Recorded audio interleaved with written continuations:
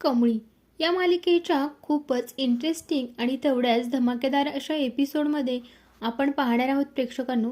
खूप इंटरेस्टिंग आणि तेवढाच खतरनाक असा ट्विस्ट आपल्याला पाहायला भेटणार आहे. प्रेक्षक ज्या ट्विस्टची एवढी आतुरतेने वाट पाहत होते, फायनली तो क्षण आता आपण पाहणार आहोत. तो म्हणजे चक्क ऋषी आणि कमळी या दोघांच्या लग्नाची बोलणी चक्क स्वतः अन्नपूर्णा आजी जाऊन इकडे नयनताराकडे आता कमळीसाठी मागणी घालणार आहेत, तेही ऋषीला. आता प्रेक्षकांनो, आता ऋषीचं आणि कमळीचं लग्न म्हणल्यानंतर यात विघ्न येणार नाही असं कसं होणार. आता त्याच लग्नांमध्ये चक्क अनिकाजवळ इकडे ऋषीने प्रेमाची कबुली तर दिली की मला ना कमळी आवडते, मला कमळीवर खरंच माझं मनापासून प्रेम आहे. आता या सगळ्यांमुळे अनिका तर काय पेटूनच उठली, तिला समजत नाही हे सगळं कसं शक्य आहे. ती गावछाप कमळी, ती माझ्यापेक्षा ऋषीला आवडते, हे कसं होऊ शकतं. ऋष फक्त आणि फक्त माझंच आहे. आता प्रेक्षकांनो, इथे मात्र ही अनिका तिचा मात्र चांगलाच आता जळफळाट व्हायला लागलाय, खूप प्रचंड त्रागा करते. आता इथे मात्र हे सगळं सगळं कामिनीला सुद्धा समजतंय की चक्क ती ऋषी आणि कमळी या दोघांचं एकमेकांवरती प्रेम आहे. आता मात्र या अनिकाला शांत बसवते, बसते, बेबी आणू बेबी, शांत हो शांत हो. अगं तुझी कामिनी आजी आणखीन जिवंत आहे ना, आणि मग मग कशाला तू टेन्शन घेतेस. आणि ते मात्र अनिका काय शांत बसायला तयार नसते. नाही गिराणी आजी, तू इतके दिवस काहीच करू शकली नाहीस, आता जे करायचं आहे ना ते मीच करणार, मी स्वतः करणार. आता बघ, त्या कमळीला ना मी अशी सोडणार नाही, तिचा जीव घेणार आहे. इथे मात्र कामिनीला शांत बसवते, नसते, प्लीज प्लीज अनिका थोडी शांत हो, आणि सध्या अशा रागाच्या भरात कोणताही निर्णय घेऊ नको, जेणेकरून नंतर आपल्यालाच त्याचा पश्चाताप होईल. पण इथे प्रेक्षकांनो, दुसरीकडे मात्र ऋषीच्या मनात तर काय खूपच आनंद ओसंडून वाहतोय, कारण त्याला फायनली जाणीव झाली की खरंच माझं ना कमळीवरती प्रेम आहे. पण आईचं काय, खरंच आई हे सगळं ॲक्सेप्ट करेल का. पण त्यात इकडे मात्र आईला त्याला म्हणण्याची गरजच येणार नाही. कमळीचं सुद्धा ऋषीवरती प्रेम आहे हे सुद्धा आता समजले. पण ही सगळं ऋषीला बघायला जी मुलगी आलेली असते तिच्यामुळे दोघांनाही प्रेमाची जाणीव झाली. आता प्रेक्षकांनो, इथेच मात्र चक्क आता ही अन्नपूर्णा ठरवते इथे ना ऋषीकडे, आता ऋषीकडे जाऊन चक्क नयनताराला आता मी सांगणार आहे की माझ्या कमळीचा हात घेऊन मी आले तुझ्याकडे. मी जशी तुला म्हणाले होते ना की माझ्या मोठ्या नातीचं लग्न तुझ्या मुलासोबत लावून देईल, अगदी माझा शब्द पाळते. आता प्रेक्षकांनो, या सगळ्यांमुळे खरंच नयनतारा लग्नाला तयार होईल का. आणि ऋषीचं तर प्रेम ऑलरेडी आहेच, पण ऋषी आता कशा प्रकारे कमळीला प्रपोज करणार आहे, आणि खरंच कमळीसुद्धा या सगळ्याला होकार देईल का. कारण हे सगळं आता खोट्याच्या पायावरती डोलारा उभा राहिलेला आहे. कारण मुळात मात्र कमळीला माहीत नाही की खरंच खरंच मी त्यांची खरी नात आहे. पण इथे राजनचं आणि कमळीचं भांडं फुटणार का. नक्की आता या लग्नाच्या सगळ्या घाईगडबडीमध्ये अनिका आणि कामिनी असं काय बॉम्ब टाकणार आहेत, आणि काय मोठा ट्विस्ट आणि काय नवीन वळण येणार आहे ना, हे सगळं आपण पुढे पाहणार आहोत. त्यासाठी व्हिडिओ शेवटपर्यंत पाहत राहा. प्रेक्षकांनो, इथे मात्र आता जेव्हापासून काही गौरी राजनला भेटली तेव्हापासून राजन एवढी काय दारू प्यायला सुरुवात केली आणि मग काय सगळ्या ह्या दारूपायी मात्र राजनचा सगळा मान सन्मान तो मात्र जायला लागलाय. सतत तो दारूच्या नशेत राहतोय म्हणल्यावर ही कामिनी आणि रागिणी आणि एवढ अनिकासुद्धा या राजनला किती नको नको ते घालून पाडून बोलत असतात. पण हे मात्र कमळीच्या समोर नाही.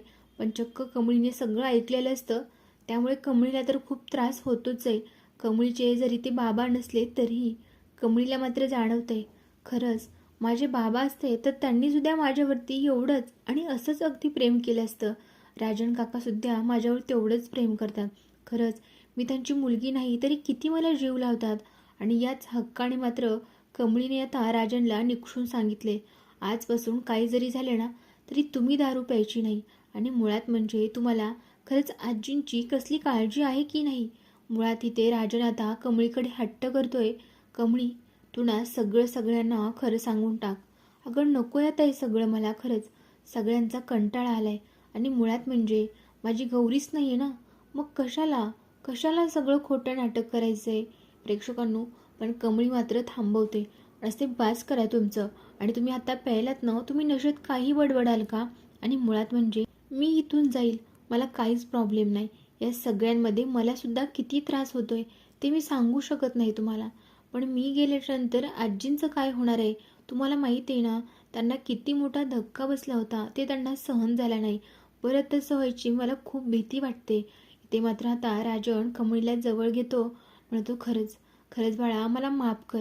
इथून पुढे मी कधी म्हणजे कधीही या दारूला हात लावणार नाही. आता प्रेक्षकांनो, फायनली राजनने मात्र दारूची बॉटल फेकून आता शपथच घेतली, वचन घेतले आणि सांगितले, कमळी खरंच मी आजपासून कसलाही दारूला हात लावणार नाही. हे सगळं लांबून निंगी पाहत असते आणि म्हणत असते, खरंच कमळे किती करशील ग तू, जिथे जाशील ना तिथे काहीतरी चमत्कार घडवतेसच. आता प्रेक्षकांनो, दुसरीकडे मात्र हा ऋषी आणि अनिका दोघे जण बोलत असतात. इथे मात्र काही करून सगळ्या गोष्टींचा अनिकाला अंदाज घ्यायचा असतो की खरंच जी मुलगी इकडे ऋषीला पाहण्यासाठी आली होती, खरंच त्या दोघांचं लग्न जमलं की नाही. आता या सगळ्यांमुळे मात्र चक्क आता अनिका विचारत असते, काय ऋष मग कॉंग्रॅच्युलेशन, खरंच तुमचं लग्न म्हणजे जमल्याची मला बातमी समजली म्हणून म्हणलं तुला विश करावं. पण इथे इथे मात्र ऋष आता तिला सगळं काही क्लिअर करतो आणि सांगू लागतो की खरंच अनिका, खरं सांगायचं म्हणलं ना, तुम्हाला म्हणजे माझे आभार मानलेस त्याबद्दल थँक्यू, पण माझं लग्न ठरलेलं नाही. कारण ते मुलगी आणि मी आमच्या दोघांचंही लग्न होणार नाही आणि ऑलरेडी माझ्या मनात जे काय आहे ना ते आहे, त्यामुळे मी तिच्याशी लग्न नाही करू शकत. आता इथे मात्र अनिका लाडीगोडी लावायला लागते, म्हणत असते, ऋष अरे तुलाही कोणीतरी पाहिजे ना रे, तुझी हक्काची अशी व्यक्ती ती शोधायला हवीच ना तूही. पण इथे मात्र ऋषी म्हणत असतो, नाही अनिका, कसं आहे ना, मला जी जोडीदार माझ्या आयुष्यात पाहिजे किंवा जी माझ्या आयुष्यात असायला हवं असं वाटतंय मला, ती ऑलरेडीच कधीच माझ्या आयुष्यात आलेली असते. म्हणजे तू आता सध्या कमळीशी जे चांगलं वागतेस त्याच्यावरून मी तुला सांगावं असं वाटतंय. आता मात्र प्रेक्षकांनो, अनिकाला वाटत असतं माझंच नाव घेतोय की काय, पण इथे मात्र खूप मोठा बॉम्ब पडतोय अनिकावरती. चक्क ऋषी आता इथे अनिकाला सगळं सत्य सांगून टाकतो की कसं आहे ना अनिका, खरंच म्हणजे मला ना कमळी आवडते. मनातून माझ्या अशा फिलिंग्स येतात, माझ्या गट फिलिंग्स सांगतात की खरंच कमळीच तुझ्यासाठी परफेक्ट पार्टनर असणार आहे. आता हे सगळं ऐकल्यावरती इथे अनिकाच्या मात्र डोळ्यात एवढे अश्रू रडायला लागते आणि ऋषीला म्हणत असते, ऋष ऐक ना, मला ना ग्रॅनी आजी बोलवते, मला जावं लागेल रे, ठेवू का मी. आणि इथे मात्र ती रागाने फोन कट करते आणि मग काय प्रेक्षकांनो, सगळ्या सामानाची अस्ताव्यस्त फेकाफेक चालू असते तिची, सगळा राग सामानांवरती काढत असते. दुसरीकडे प्रेक्षकांना आता एवढी मोठमोठ्याने ओरडते आणि म्हणू लागते की सगळं सगळं फक्त त्या गावछापमुळे झाले, तिला मी सोडणार नाही अशीच, सगळे तिच्यामुळे होते, माझा ऋष माझ्यापासून लांब गेला फक्त तिच्यामुळे. आणि आत्ता आत्ता त्यालाच त्यालाच ती तिच्या ताब्यात घ्यायला बघते, पण नाही, ही अनिका असं होऊ देणार नाही, कधीच नाही. कारण ऋष फक्त माझा आहे, माझंच राहणार, मी त्याला कधीही कोणाचंच नाही होऊ देणार. आता ही सगळं अनिका मात्र हट्टाला पेटली, चक्का सगळा प्रकार ती कामिणीला सुद्धा जाऊन सांगणार आहे. दुसरीकडे प्रेक्षकांनो, इथे मात्र आता चक्क अन्नपूर्णाजी राजनकडे आलेली असते, तेव्हा राजन मात्र तिचा हात हातात घेतो आणि म्हणत असतो, आई खरंच मला माफ कर, खूप चुकलोय ग मी, मला खरंच माफ करशील ना तू. तेव्हा मात्र अन्नपूर्णा त्याच्याकडे प्रेमाने बघू लागते, नसते काय झाले राजन, सांगशील का बाळा मला, काय प्रॉब्लेम आहे का, काही तुझ्या मनात आहे का, सांगशील का मला तू. तेव्हा मात्र राजन सांगू लागतो की आई खरंच मी इतक्या दिवस मी दारू पितोय, तुला किती त्रास होत असेल याचा मी एकदाही विचार नाही केला, मी मात्र माझ्याच धुंदीमध्ये होतो. पण खरंच मला न कमळीने त्याची जाणीव करून दिली, खरंच मी आजपासून दारूच्या थेंबाला सुद्धा हात नाही लावणार. आता या सगळ्यांमुळे मात्र आजींना तर एवढा प्रचंड आनंद झालाय, त्या मात्र राजनला जवळ घेतात आणि रडू लागतात.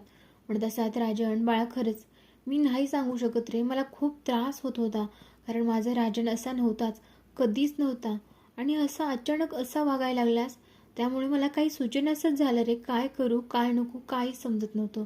तरी कमळी माझ्यासोबत होती तेवढंच तरी धीर वाटायचा, खरंच माझी नात खूप गुणाची रे.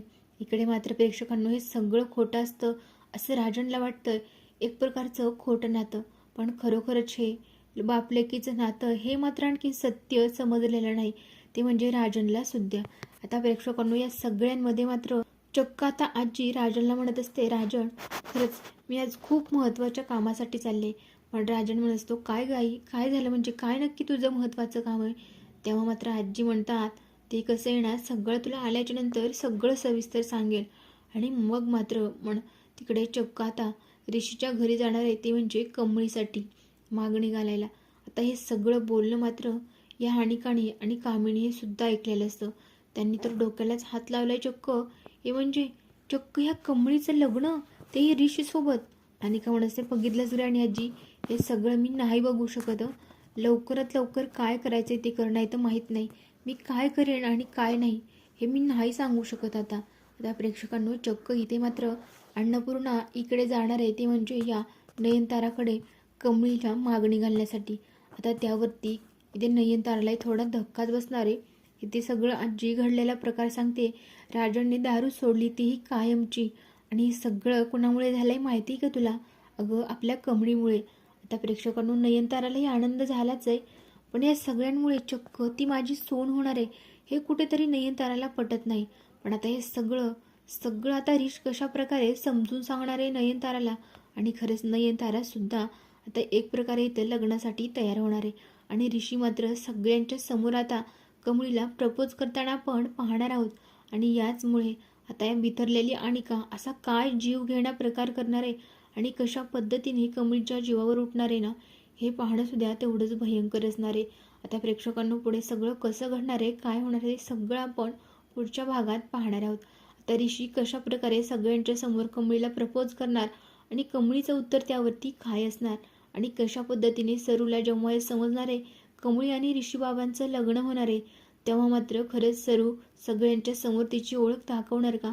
सगळेच पाहणे खूपच इंटरेस्टिंग आणि कमालीचे असे ट्विस्ट असणार आहेत. आता हे सगळं पाहण्यासाठी आपल्या चॅनलशी कनेक्ट राहा आणि असेच मालिकांचे नवनवीन अपडेट्स जाणून घेण्यासाठी व्हिडिओला लाईक, शेअर आणि चॅनलला सबस्क्राईब करा.